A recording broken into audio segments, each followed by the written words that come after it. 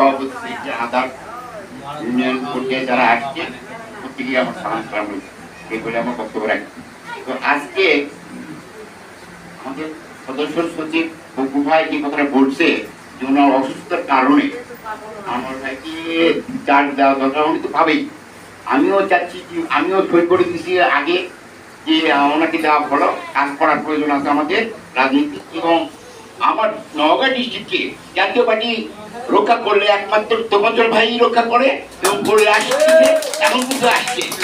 আমার প্রথম উপজেলার যখন জন্ম নেই কেশর সাহেবের আমলে, তখন আমার বড় ভাই ছিল একজন এমএলএ, উনি ফার্স্ট উপজেলার চেয়ারম্যান। ওই পরিবার থেকে আমি হান্নান ডাউন জাতীয় পার্টি তখন থেকে করে আসছি।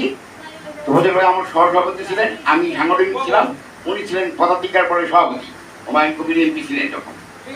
প্রথম থেকে আমি এখন কিন্তু আসি, থাকবো। এবং তোফাজ্জল ভাই কিন্তু না থাকে নওগাঁ ডিস্ট্রিক্টে, জাতীয় পার্টি কিছু থাকবে না, একটা 100% থাকবে না। গল্প আছে সবার, আমারও গল্প আছে, কিন্তু কাজের বেলা কেউ কোনো কিছু করে না।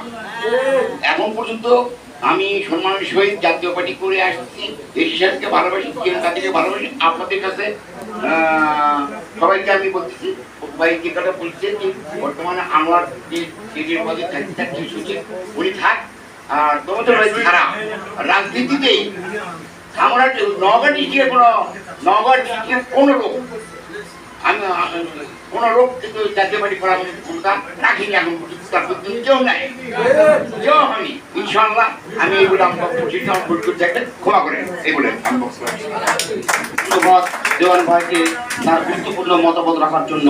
এ পর্যায়ে আপনাদের সামনে